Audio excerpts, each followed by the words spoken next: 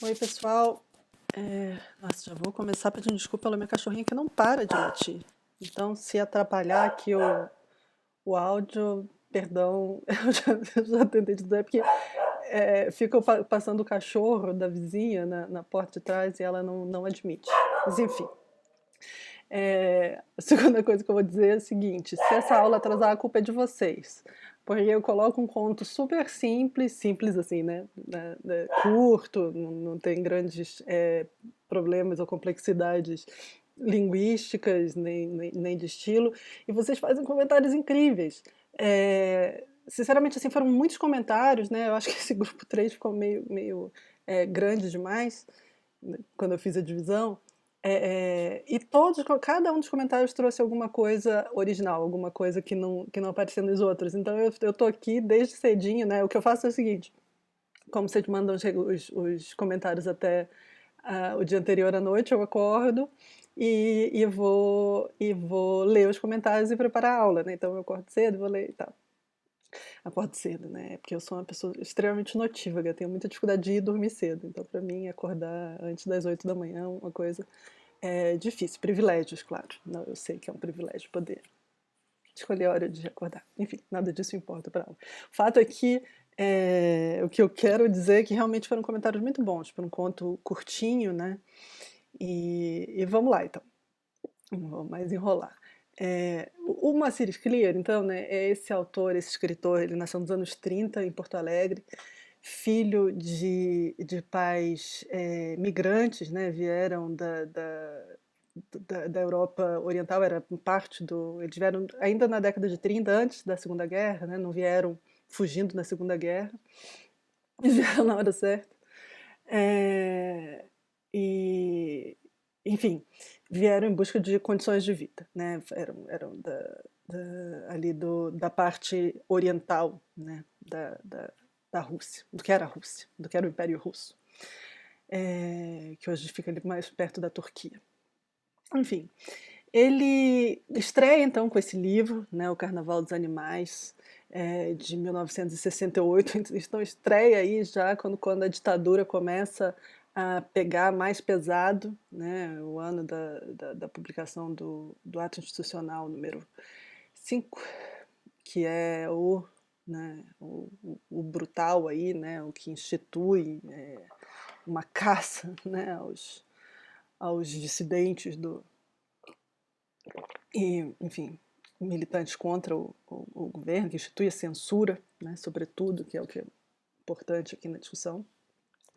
E é uma época, então, aí, a partir dessa época e ao longo dos anos 70, né, que a literatura fantástica, né, essa literatura que utiliza elementos que não são cotidianos, que não são normais, né, que não são propriamente sobrenaturais, insere esses elementos, né, estranhos à nossa percepção cotidiana, para justamente evidenciar certos problemas ou certas questões que de outra maneira não poderiam aparecer, ou, enfim, que não se desejava colocar nas páginas ou nas canções, enfim, com medo de serem censurados. Então é uma época que floresce muito, né, dessa literatura fantástica brasileira. Dois grandes autores da literatura fantástica, talvez os autores mais conhecidos como autores de literatura fantástica, né, que são Murilo Rubião e o J. J. Veiga, eles já vinham escrevendo e publicando desde os anos 50, continuam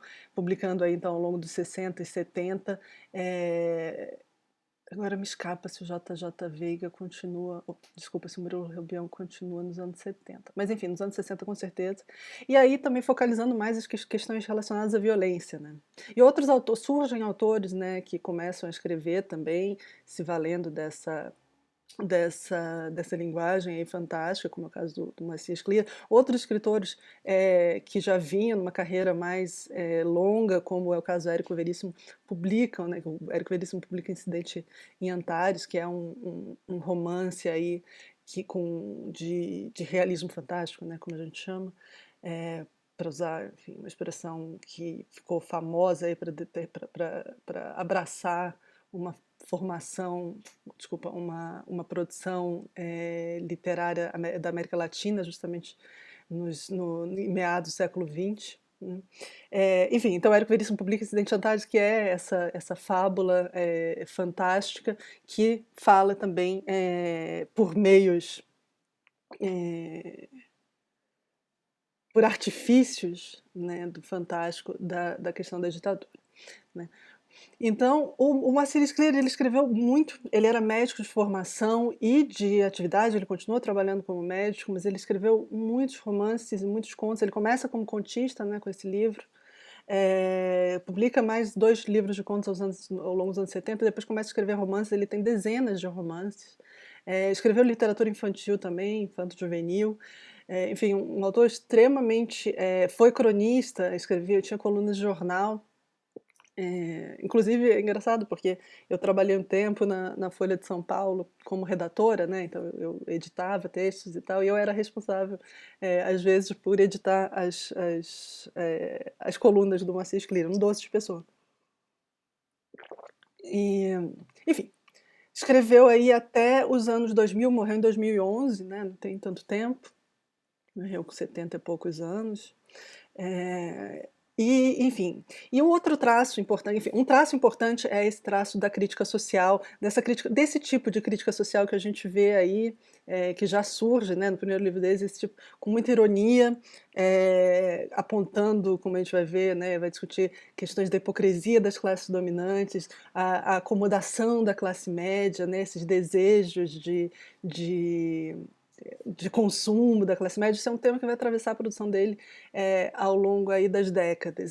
Ele volta e meia, ele volta para o fantástico, mas não com tanta intensidade com quanto ele usa aí nesse primeiro momento, mas essa questão de tratar ironicamente a relação, né, do humano e do brasileiro especificamente com a questão da propriedade, com a questão de se achar sempre olhar para o que está embaixo socialmente com esse olhar ou condescendente, ou de diminuição, ou de marginalização e absoluta crueldade, como a gente vê nesse conto, né? Isso tudo vai aparecendo, né, ao longo das décadas. E a outra grande questão dele é uma questão muito presente na literatura judaica em geral, que é a questão da migração, do deslocamento, né, desse indivíduo que se sente não pertencendo a nenhum lugar propriamente. Né, isso vai aparecer principalmente em romances dele. Ele tem um romance também sobre a questão da Segunda Guerra Mundial, né, do Holocausto, da Shoah, como é o termo, né, que judaico, né, para o Holocausto da Segunda Guerra, que se chama a Guerra do Bom Fim. Tem um outro romance dele chamado Centauro no Jardim, que trata justamente dessa questão do deslocamento implícito e imposto, né, ao povo judeu.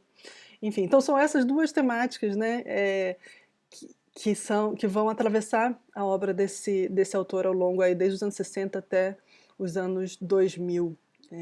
Se eu não me engano, o último livro dele é 2008, mas eu posso estar enganada, não confie em mim, confie no Google. Esse livro, O Carnaval dos Animais, ele vai quase todo pelo fantástico desse jeito, né?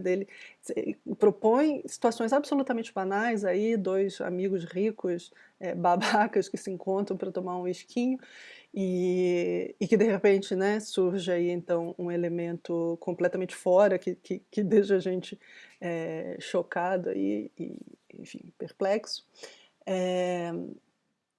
Enfim, quase todos os contos então desse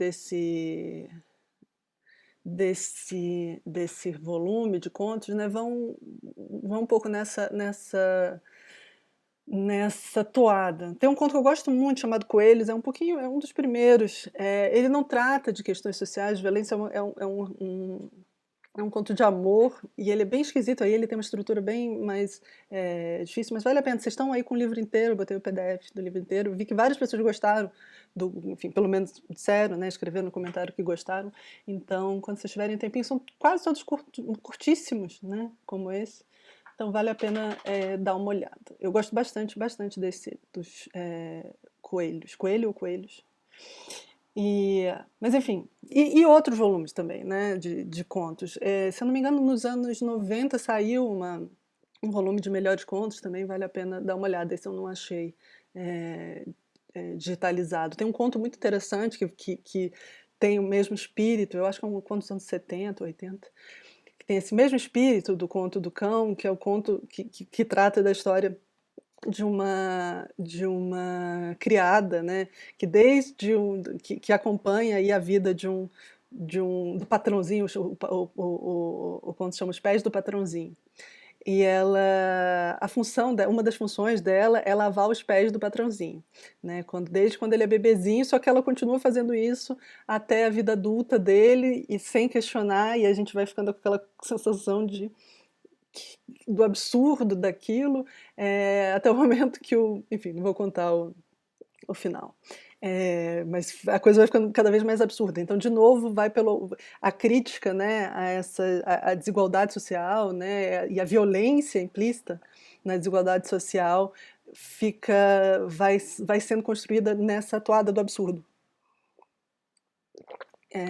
Que no caso do cãozinho começa logo, né, enfim, bem no comecinho a gente acha que é só, enfim, esse encontro desses dois caras aí de uma elite econômica, né, e depois, mas logo surge essa figura do cachorrinho que a gente fica, né, que é isso, mas no momento que a gente vê que é um cachorrinho de verdade, que é menor do que um copo de uísque, a gente já vê que esse conto vai para um lugar esquisito, né? Então, vamos de fato falar do conto. Então, o que que esse conto, o que é esse conto, né? O que esse conto apresenta? Esses dois amigos, né? Do princípio de conversa, eles são amigos, o Heitor e o Armando, né? O Armando, ai, gente, eu nunca sei qual é qual, mas vamos lá, o Armando, não, vamos conferir, né? Então o Armando tá aí chegando de uma viagem, vai mostrar muito orgulhoso pro Heitor, né? Ele tá visitando o Heitor na casa do Heitor, mostrar esse cachorrinho que ele comprou numa viagem ao Japão. E esse cachorrinho é um grande produto, na verdade, ele mal é um cachorro mais, né? Foi produzido a partir de técnicas de mistura, tentando transformar provavelmente no menor cachorro do mundo, mas o cachorro que mantém aí a ferocidade dos lobos. E que tem como particularidade essa capacidade de identificar a quilômetros de distância a aproximação de um bandido, né? E por isso seria então, né, esse sonho aí de quem tem propriedades, né? Você não precisa ter um super cão de gato, você tem esse cachorrinho que reconhece a aproximação de um criminoso à distância, e chegando o criminoso ele destrói, oblitera o criminoso, né? O senhor Heitor fica, né, será? E aí, de repente, chega então um mendigo na casa, tocando a campainha, pedindo uma esmola, né? E mendigo aí eu estou, né, usando o termo do próprio conto. E pedindo uma esmola, e o Armando fala, essa é a hora de eu exibir aqui o meu brinquedo, né? Meu novo brinquedo pro Heitor. Ele falou, ó, e aí o mendigo chega e fala, não, traz solta o Bilbo, né? O nome do cachorrinho. Aí o Bilbo vai lá, traz o mendigo para a sala, arrastado pela perna. O mendigo chega lá e aí eles têm aquele diálogo que a gente reconhece tão bem, né? Esse diálogo super, enfim, que é do cara, do conforto, né, da casa dele, falando, mas por que você não vai trabalhar, né? Por que você está aqui pedindo esmola? E o mendigo fala, mas se eu for trabalhar eu não vou ganhar nada, né? Eu ganho mais pedindo dinheiro. E aí eles falam, você é um bandido, né? Nisso o Bilbo devora o mendigo inteirinho, não sobra nada do mendigo, nem a bengala, a muleta do mendigo. O mendigo não tem uma perna, né? Ou só tem uma perna boa. E por isso tem uma bengala e o cachorrinho não deixa nem a bengala. O senhor Heitor fica muito espantado, né? E fala, gostei muito, então você pode me dar esse cachorrinho, já que você tem uma dívida, né? Comigo, então eu aceito esse cachorrinho, né? Em troca da dívida. Aí o Armando fala, não, que isso, né? Essa dívida eu vou pagar, mas eu vou pagar em dinheiro, é uma dívida de dinheiro, o cachorrinho é meu, te dou o dinheiro depois. E aí O Heitor fala, eu estou contando aqui o conto, né? E o Heitor fala, ah, você é um ladrão. Então o cachorrinho vai lá e devora o Armando. É, nisso chega a mulher, né? E fala, ué, né, cadê o Armando, a mulher do Heitor, né, a esposa do Heitor? Cadê o Armando? E o Heitor fala, não, ele me pagou a dívida dele aqui por meio desse cachorrinho. E ela fala, o Armando jamais faria isso, né? Ele não é idiota, você que é um ladrão, você que é um marginal. E aí o cachorrinho Bilbo devora, por fim, o Heitor, né? Ao ouvir as palavras ladrão marginal dirigidas ao Heitor, devora o Heitor e fica lá a mulher, né? Enfim, o conto é completamente devorado, os personagens do conto, o conto some, né? Materialmente some na barriga desse mini cachorrinho fabricado pelos japoneses. Só sobra o cachorrinho e a mulher do Heitor, sabe-se lá até quando, né? Então, obviamente, né, não tem que discutir, né, que a temática do conto é uma temática, é sobre uma questão de uma visão de justiça enviesada aí, né, de quem de quem detém a propriedade, que acha que tem todo o poder, que está aí materializado nessa figura do cachorrinho, né, de decidir quem é criminoso ou não, e de obliterar, destruir, né, extinguir a existência de quem é criminoso ou é criminoso segundo os critérios, né, de quem detém o poder, né, mas não são capazes de olhar para si próprios, né. Então, eu vou de fato aqui partir para os comentários das pessoas, né? De novo, eu nunca vou usar o nome de ninguém, eu sempre faço aqui uma miscelânea, às vezes misturando alguns comentários de pessoas, mas eu acho que realmente foram comentários tão bons que eu prefiro partir diretamente dos comentários, né? A primeira coisa que me chamou, o primeiro comentário interessante aqui, né, um comentário lido, né, a partir de 2020, né, e não o que é sempre interessante, tá? Quando eu digo assim, isso é um elogio, né? É interessante que um conto que foi escrito em 68 possa ganhar uma outra interpretação ou uma outra camada, né, de interpretação em 2020.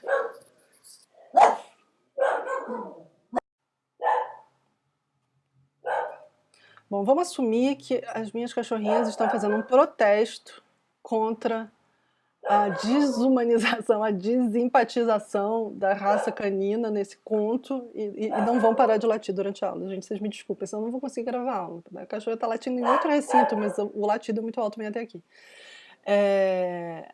Então, essa primeira leitura aí, né, uma leitura de uma jovem em 2020, né, que é o seguinte, ela fala o seguinte, né?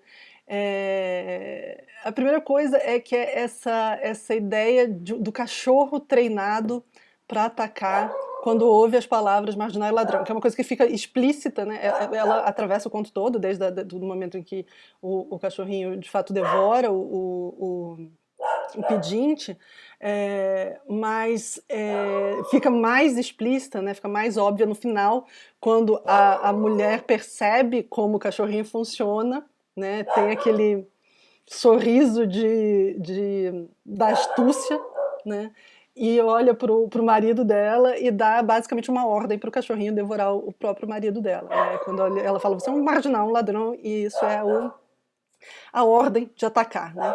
E aí, essa aluna, então, falou que leu, né, esse cãozinho como possivelmente como uma das leituras possíveis, né, como uma metáfora para a polícia militar. Né? E aí ela explica, né, tem tecnologia e treinamento importados, responde a comandos específicos e não tem lealdade a ninguém. Né? Mata com crueldade figuras que foram que os cachorrinhos, né, ou que a polícia militar foi ensinada a odiar. É. E de fato, muito interessante essa leitura, né? E é uma leitura que, se a gente transportar ali para 68, e eu não estou dizendo que é isso, né? Assim, ah, não, foi isso que o Moacir Scliar quis dizer. Eu não acredito nesse tipo de leitura, tá, gente? No tipo, ah, vamos aqui buscar nesse conto o que o autor quis dizer, né? Eu acho que isso importa menos do que o que a gente lê, né, nesse conto. E essa leitura, né, uma leitura transportada aí para 2020, me parece extremamente legítima, né? O meu ponto é, na medida em que esse conto despertou nessa aluna essa, essa comparação com a polícia militar atual, e que ela, porque não adianta só a gente interpretar, né, criar uma metáfora, enfim, uma proposta de metáfora, falar, eu acho que isso é uma metáfora, eu acho que esse cachorrinho é uma metáfora para a educação, ponto. Né? Não, ela constrói, né, o argumento, né, eu tô falando isso porque esse comentário, então, dessa aluna é um comentário modelo, né, e o tipo de coisa que eu vou cobrar na prova também, né, um tipo de resposta que eu vou cobrar na prova. Ela faz uma interpretação do conto, eu li esse cachorrinho como metáfora da polícia militar, e constrói uma argumentação muito convincente, né? Ele tem a tecnologia, né, essa que eu falei, né, a tecnologia importada, ele responde a comandos específicos, ele não tem lealdade a ninguém, mata com crueldade, né? Então, esse comentário foi muito interessante. Se a gente transportar, então, aqui para 50 anos antes, né? 50 anos antes. Não, 50, um pouco mais de 50. A gente pode pensar, né, que aqui também tem uma leitura dessa violência gratuita, né, que está começando a se instituir com mais vigor, né, e formalmente a partir justamente do ato institucional, né. Então, a gente está aqui, talvez, né, a gente possa ler esse cãozinho também como uma metáfora, né, para os níveis mais baixos aí da estrutura da ditadura militar, né? Na verdade, então, né, a polícia militar surge daí, né? Inclusive, né? Como essas forças militares que obedecem ordens, né? E que são aquelas que colocam em prática as ações mais violentas, né? De opressão aí, de contenção das forças democráticas que estão protestando, né, seja de que forma for, contra a ditadura. Seja de que forma for, eu quero dizer, desde dos grupos de guerrilha até os artistas que estão escrevendo, e jornalistas, né, também a importância da imprensa, né. Então é muito interessante, né, eu achei muito interessante essa lembrança da polícia militar, porque ela remete historicamente, né, à ditadura militar, no sentido prático mesmo, pragmático da coisa, no sentido da ditadura da polícia militar ter sido criada e ter seu poder, né, até hoje, né, oriundo aí dessa função que ela teve ao longo da ditadura. E também é interessante, né, pensando do ponto de vista mais simbólico mesmo, né? Então, tanto a ditadura, né, as forças de opressão da ditadura, quanto a polícia militar hoje funcionam dessa forma, né? São essas. Eu não estou querendo dizer que cada policial militar é alguém que só obedece ordens, não é isso, né? Estou pensando na polícia militar como uma estrutura, né? Como um grupo, né? Uma força. Né? Não estou falando dos policiais militares, mas assim, né, a gente pode pensar aí, né, que esse cão, então, ele não representa propriamente um policial militar, mas essa força que obedece ordens de uma maneira cruel, né? E ordens, enfim, e aí é outra coisa, né? Ordens que refletem também uma estrutura extremamente desigual de poder, né? Um grupo que tem poder detém também o poder de polícia, né? E o poder de polícia que é, nesse caso, utilizado de maneira absolutamente violenta e muitas vezes arbitrária, né? Com muita frequência arbitrária, né? Ou seja, e isso é muito exemplificado no conto, né? Quando quando essa figura chega para pedir o dinheiro na porta, né, ele é obliterado, eu uso essa palavra porque realmente assim, né, ele é reduzido a nada, né, só para dar um exemplo, né, então é absolutamente arbitrário. E aí a gente joga com uma coisa que vem ali de uma influência muito grande do Moacir Sclia, que o próprio Moacir Sclia fala dessa influência, que é um outro autor judeu muito importante, né, o Kafka, né, o Franz Kafka, um autor aí do começo do século, né, que inventa um outro tipo de fantástico também, que é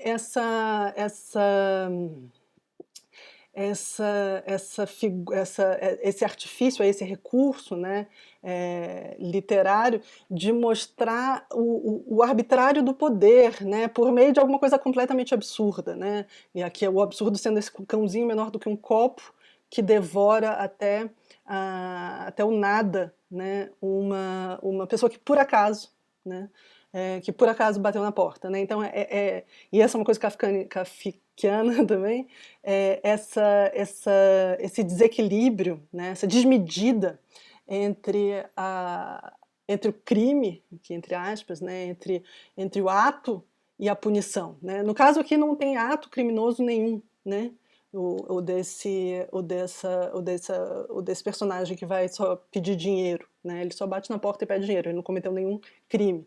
Mas a punição que ele recebe é como se ele tivesse cometido o maior dos crimes possíveis, né? E uma punição absolutamente não compatível com a era moderna, com a era contemporânea. A gente está pensando aí numa punição daquelas que a gente via no momento de governos extremamente absolutistas, né? Que o poder está no rei e o rei acaba com o criminoso junto com o crime. O crime some, né, junto com o criminoso. E aqui isso levado à enésima potência, porque não há crime, né? O crime foi o acaso dele estar ali no momento em que o Armando precisava de um exemplo, né? De um exemplo simplesmente para tirar onda, né?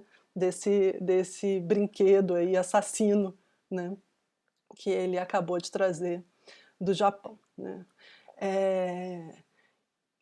E aí alguém falou, também já nem me lembro se é a mesma pessoa, mas que o cão, né, é a imagem do dono, né? Essa é uma outra metáfora, né, que aparece, né? Aí pensando de uma maneira geral em relação a cachorros, né? É engraçado porque eu tenho cachorro e fico pensando nisso. O cão é a imagem do dono, né? As pessoas falam muito isso, né? O cão que é de uma pessoa desorganizada vai ser o cão desorganizado. O cão de uma pessoa briguenta vai ser briguento e por aí vai, né? Agora eu vou ter que ir para análise para pensar quais são os meus problemas dos meus cachorros. Mas enfim, e aí que nesse caso, né, o cão é a imagem do dono, né? E o dono dele, né, o primeiro dono, o Armando, né, ele está representando, claro, né, na estrutura desse conto, um traço importante, né, da sociedade, da elite, né, econômica brasileira, né? E o que é, né? Que é essa elite, né? E aí a pessoa comentou, né? É bonitinho, né? Na aparência parece muito conforme as regras, né? Da, do bem aparentar, né? Do bem, enfim. Quando você olha, parece que não há nada de anormal nem de cruel, né? É bem treinado, é educado, né? Mas na hora que basta um motivo qualquer, seja um mínimo, nem que seja só para exibir, né, suas propriedades, se torna aí então cruel, né, e assassina, né? Então essa é uma leitura muito interessante também, que se vale também de uma outra leitura metafórica, né? Que é essa ideia do cão, de uma outra imagem, na verdade, né? O cão é a imagem do dono, né? Então vamos ver, se o cão é a imagem do dono, o que esse cão, né, desse conto fala sobre o dono dele, que por sua vez é a imagem, né, do grupo social a que pertence, né? E aí uma outra questão que apareceu, muito interessante mesmo, né? É o processo de desumanização que vai escalando, né, nesse conto, que começa, na verdade, né, de uma certa maneira, com a desumanização do cachorro, né, que é um personagem, né, importante do conto, que não tem voz, que não tem escolha, no final das contas, mas que concentra muitas discussões, né? O que eu quero falar com desumanização do cachorro, né? Um outro aluno falou dessa falta de empatia de todos os personagens, né? Que começa com o cachorro, né? Mas o cachorro é conhecido justamente por ser esse animal empático, né? É um animal que está sempre atento às reações do dono, né? Aos humores do dono, e que age de acordo justamente com essa percepção. Ele está sempre atento ao dono e tem e seus atos, né, vão se desenvolvendo aí a partir justamente dessa capacidade, né, dele estar atento não às ordens, né, ou não só às ordens, mas aos humores mesmo, né. Quem tem cachorro sabe, né, tem essas coisas que eu acho sempre fantásticas, de a gente sorrir com a boca e o cachorro abanar o rabo, assim, esse é um negócio, que comunicação é essa? É muito impressionante, né? Então existe uma leitura, né, dos nossos gestos e das nossas expressões, né? E aqui esse cachorrinho não tem isso mais, né? E não é porque ele, né, enquanto cachorro, né, passou por experiências psicológicas. Não, isso foi tirado dele, né, ao longo aí de experiências genéticas, né, que é isso que está em jogo, né, vão cruzando esses animaizinhos, e aí depois ainda introduzem características externas ali, colocam platina no dente, né? Enfim, ele é quase um robô, né? Essa é a questão. Alguém falou uma coisa super interessante que eu fiquei também pirando, né? Enfim, é transformado em máquina, né? E alguém falou, o cachorrinho é descrito como um personagem do Exterminador do Futuro, e é verdade, assim, né? Ele é um ciborgue, né? Ele já não é mais só orgânico, né? Ele tem ainda uma estrutura orgânica, mas tem uma coisa que ninguém comentou, né? Mas que é a coisa mais fisicamente absurda, né, do conto, é o fato de que ele é um cachorrinho micro e devora, né, seres que são 100 vezes o tamanho dele. É claro que isso está dentro do fantástico, mas isso também toca, né, uma questão aí desse poder esse poder industrial, né, de transformar um ser vivo, né, numa máquina capaz de fazer o que nenhum ser vivo é capaz de fazer. E nesse sentido, não só matar, né, e devorar, mas como realmente devorar, engolir, fazer sumir. Né? Na Coisa do Mendigo é muito gráfico mesmo, isso, né? Muito visual, né? Ele vai devorando e tem o cuidado de ir lambendo sangue para não sobrar nenhuma gota de sangue sujando o chão. Né? Então começa esse processo de desumanização, tu chama de desumanização, esse processo de retirada de qualquer capacidade de empatia, né? Começa pelo próprio cão como produto humano, né? Não é um cão que por acaso ele descobriu, nossa, descobrimos um cão aqui que é capaz de fazer coisas. Não, esse cão foi fabricado, né? E aí tem uma coisa também que alguém observou que é engraçado, que é essa ironia muito fina do Marcílio Clear, né, de falar assim, eu trouxe do Japão, né, que é um negócio assim, eu não sei vocês, mas eu acho que ainda vocês mais jovens, mas eu lembro assim, quando eu era criança, né, tinha essa coisa, nossa, isso veio do Japão, né, a última palavra em tecnologia, não, isso aqui é japonês. Eu tinha vizinhos que eram descendentes de japoneses, e eu lembro que uma vez eles viajaram, trouxeram para mim um estojo, e para mim aquilo era um negócio assim, nossa, veio do Japão. E aqui tem essa sacaneada na classe média, né, que fala, olha só o que eu trouxe, veio do Japão, né, alguém observou isso, né, é irônico isso, né, ele não está usando o Japão aqui para falar, olha, é um produto bom, né? É um produto de qualidade. Claro que tem essa informação também, mas o interessante aqui é essa, essa, essa zombada, né, nessa classe média tão orgulhosa, né, de ter um produto diferenciado, essa palavra diferenciada que é usada, né, de uma maneira, é, enfim, exagerada aí para falar daquilo que é tão diferente. O Japão aí simboliza isso. Aí vem essa sequência, né, de, de desumanizações, né? Bom, então aí chega essa figura do mendigo, né? Que em nenhum momento, né, esses personagens, o Armando e o Heitor, olham para ele como uma pessoa, né? Isso, ele tá ali para cumprir a função de servir como exemplo, né? É como se eles trouxessem uma pedra. Olha como esse cachorrinho é capaz de comer uma pedra, né? Não, mas é uma pessoa que daí é isso, né? E alguém falou, eu já falei isso, mas isso é uma coisa que também foi um aluno que observou, uma aluna, né? Que esse mendigo mais que morto, ele é extinto, né? Eu estou falando obliterar, mas extinto é uma palavra melhor. E o crédito é de algum estudante que vai se reconhecer aí na minha fala. Ele é extinto, né, para não sobrar nada. E aí tem esse requinte, né, da muleta, né? Qual é a necessidade de devorar a muleta? Né? Qual é a necessidade, e aí pensando, né, qual é a necessidade dentro do conto, né, de dizer, né, que o cãozinho, que o Bilbo devorou até a muleta, e o Armando fala, se viu até madeira, né, ele come, né? E exatamente aí vem para uma outra, né? Impressionante como tem tanta coisa nesse conto, né? Vem esse outro lugar, né? Esse desejo mórbido, né? Esse desejo, para usar uma palavra da moda agora, essa, essa, esse instinto necropolítico de uma elite, né? De uma elite política e uma elite econômica de extinguir, né? Aquilo que não se deseja que faça parte da sociedade. Né?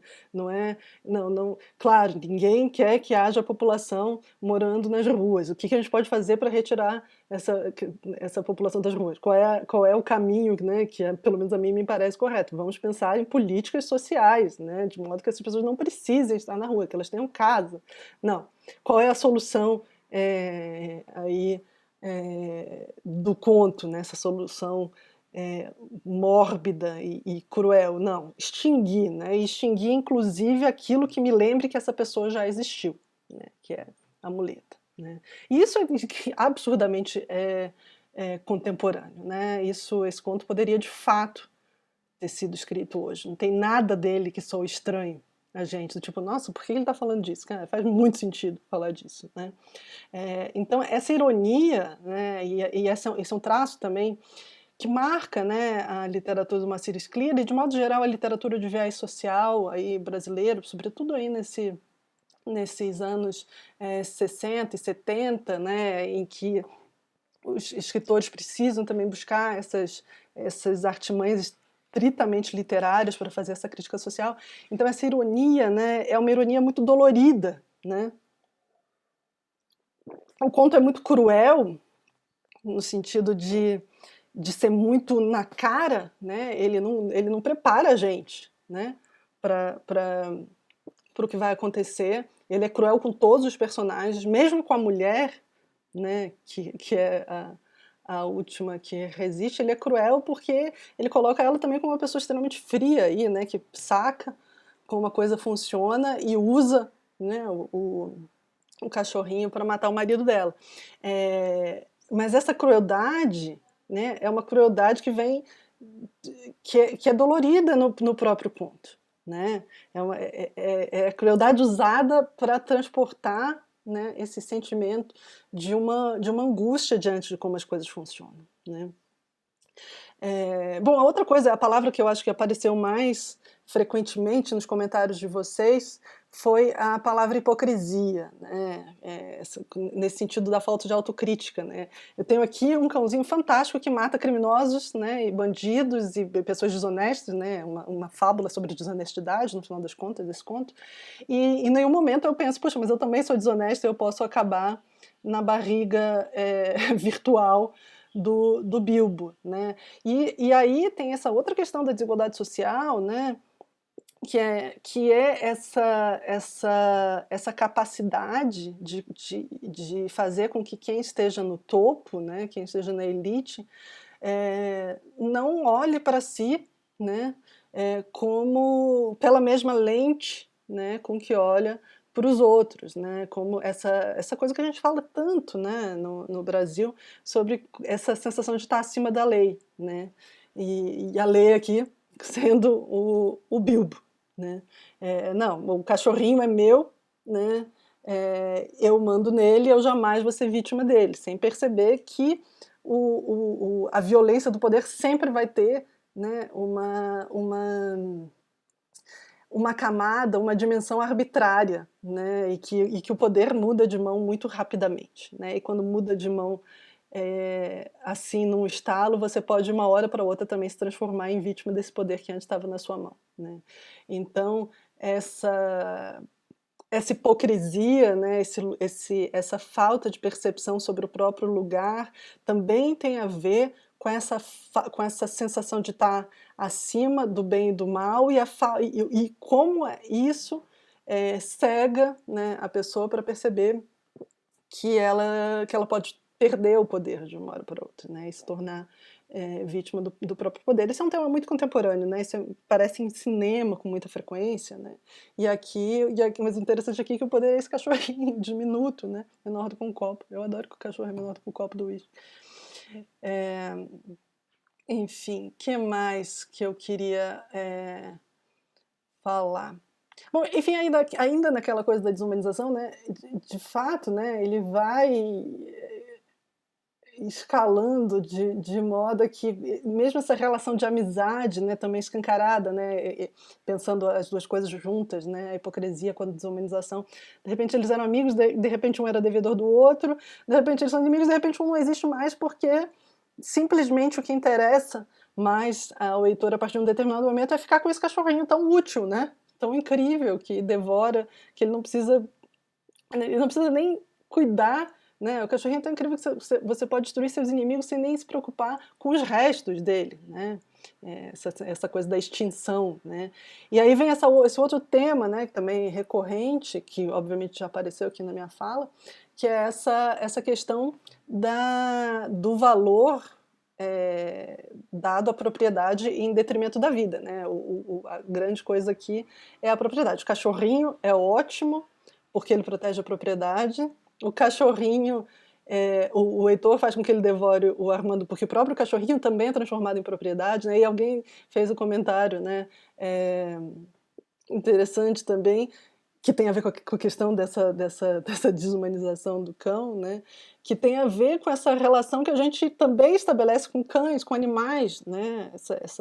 Essa que a sociedade ocidental como todo, brasileiro também, inserido nisso, né, essa relação de utilitarismo que a gente tem com seres vivos, né, seja com cães que eu não, mas outras pessoas compram, né, como se fossem aí brinquedos ou objetos, né, às vezes para uso de cão de guarda. Não, comprei um ser vivo para colocar ele no meu, um ser vivo com,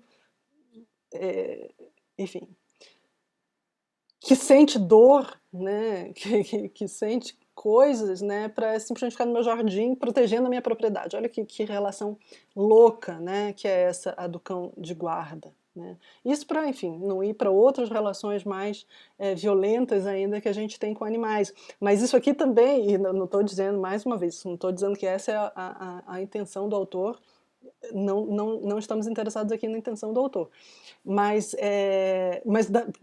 aparece, né? Apareceu, pelo menos na leitura de uma ou um dos nossos, um dos alunos aqui, né, do curso, né? Como isso também é esquisito, né? Quando é radicalizado, né? Não, quando a gente pensa, comprei um Shih Tzu, não é tão esquisito. Quando você fala, comprei um cachorrinho diminuto que tem dentes de platina e que come mendigos até o caroço, né? A coisa fica mais bizarra, né? Mas as duas coisas não estão separadas de uma maneira radical, né? Elas têm um contínuo, cara, está muito distante, né? Não tô querendo dizer que quem comprou um Shih Tzu é um potencial Heitor ou Armando, não é isso que eu estou falando, né? Eu estou pensando, obviamente, num contexto social infinitamente mais amplo, mas existe um contínuo, né? Uma sociedade que compra, né, um bichinho enfim, na qual existe essa dinâmica de compra e venda de um bichinho fofo, né, é uma sociedade que de alguma maneira é escancarada também aqui, né, nessa compra do Bilbo, né, esse cachorrinho menor do que um copo que extingue vidas, né. E por fim, né, também uma questão já que atravessou aí, né, mas que é uma coisa que talvez não, que eu acho que é o ponto mais rico do conto, né? Mais rico porque aberto, porque é uma discussão que eu não consigo, que o conto não consegue resolver, que eu, como leitora, pelo menos, não consigo resolver, é a questão de justiça que está, a questão da noção da justiça que está implicada aqui, né? Porque é o seguinte, né? O cão, a primeira coisa é enxergar esse cão como esse ser absolutamente desprovido de reflexão, extremamente treinado para ser uma arma, né? Que é essa leitura ali da aluna que comparou com a polícia militar, né? E que é uma leitura que independente da questão da polícia militar, lê esse cão como uma arma não reflexiva, né? Ele não escolhe, né, quem ele vai matar, ele não mata de quem ele não gosta, né? Enfim, as pessoas de quem ele não gosta, ele mata quando alguém dá ordem ou, né, quando de alguma maneira aí ele identifica a pessoa como criminoso, né? Então tem essa questão absolutamente desprovida de emoção e que obviamente, e deve, né? Eu acredito, deve ser lida pelo viés da crueldade mesmo, né? Nesse sentido da arma que não crueldade não do cão, né? O cão não é cruel, né? Quem é cruel é quem, porque ele não pode ser cruel. Só é cruel quem pode escolher não ser cruel. Ele não tem essa opção, né? Então ele funciona um tanto, né, como essa força que exerce a crueldade arbitrária, né? Ao mesmo tempo, né, justamente por ele por ele não ter emoções, né, ele não é mau, né? E mais do que isso, né? Ele é neutro, né?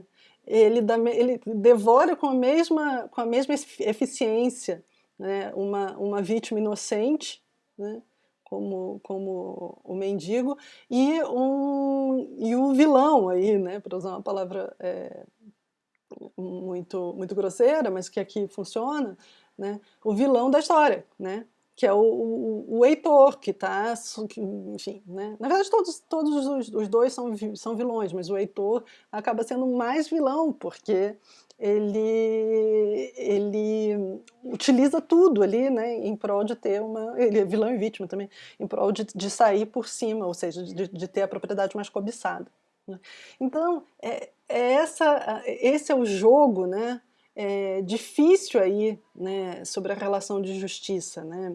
A pergunta assim, que fica na minha cabeça é o seguinte, né, ao mesmo tempo que é preciso, né, porque alguém comentou isso, né, o cãozinho, no final das contas, não distingue a classe social das pessoas, né, foi essa exatamente a expressão, né. Mas, mas, mas ele também é só uma arma na mão de alguém, né? Então, que noção de justiça tá proposta aqui, né? Algumas perguntas, né, que surgem. Né, é preciso ser imparcial para ser justo. Isso é uma verdade auto autoimposta, né? Autoimposta e autoexposta. E, mas para ser neutro, né, para ser imparcial e, portanto, para ser justo, né, é preciso não ter sentimentos, né? Mas quando você não tem sentimentos, você também não é rapidamente cooptável, né, e utilizável por aquele que tem sentimento e poder para te utilizar como uma arma, e aí de uma forma absolutamente arbitrária, né? Então esse cachorrinho, né, acaba sendo é, um índice, né, dessa difícil noção de justiça de um modo mais amplo, né? É que, no final das contas, a justiça, né, se a gente equivaler o cãozinho à justiça, por ele ser imparcial, a justiça vai acabar com todo mundo porque não sobra ninguém é justo, né? No final das contas, ninguém é honesto, né, que acaba sendo um pouco uma leitura, a leitura negativa, né, ou a leitura pessimista desse conto, né? Se esse conto continuasse, o mundo acabava, né? Um pouco essa a sensação que fica no final do conto, né? Até quando vai durar a mulher? Depois a mulher quem vai ser, né? Porque é esse cãozinho de um potencial letal absurdo que vai devorar alguém sempre, né? Que alguém decidir que alguém decidir que essa nova vítima é um criminoso. Então, eu termino por aqui, né, falando então como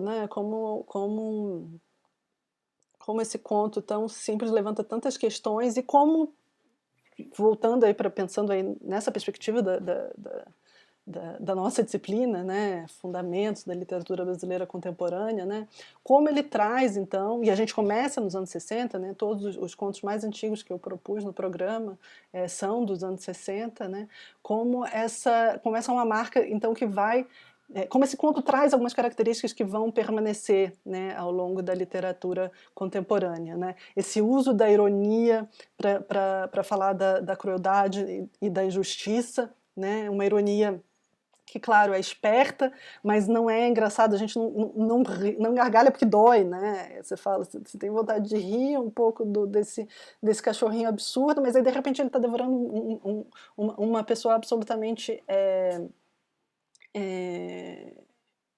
como é que se fala? Uma vítima absolutamente não responsável, né? Não criminosa, né? Uma vítima inocente. Então, isso é algo que vai aparecer muito, né? A violência explicitada no absurdo, né? Por meio do absurdo. Né? E essas temáticas, né? Da concentração de poder, também arbitrária, né? Na mão e como isso cega, né? Quem tem o poder, e ao mesmo tempo como quem não tem o poder quer ter esse tipo de poder também de uma forma não reflexiva, né? Enfim. Então é um conto curto, um conto simples, mas que traz aí toda uma discussão que vai se alongar por décadas e que aparentemente ainda vai se alongar por mais décadas, né? Porque a gente continua exatamente, né, nesse tipo de sociedade, né, que quer extinguir, né, o que é diferente, o que atrapalha, né, os planos, dando mais valor, justamente. Parece um pouco clichê, mas é mesmo, né, infelizmente, né, mas é a sociedade que dá mais valor à propriedade, né, do que a vida. Não quero que essa seja a última frase do vídeo, porque é muito triste, mas então eu queria dizer, na verdade, que eu fiquei bastante contente, né, voltar a isso com os comentários e também com os comentários que disseram, nossa, né, esse é o tipo de conto que me faz lembrar porque eu gosto tanto de literatura. Né? E lembrando que os outros contos desse volume de contos do Scliar estão lá, então aproveitem, são curtinhos, né? Um continho antes de dormir sempre vale a pena. E então, até semana que vem.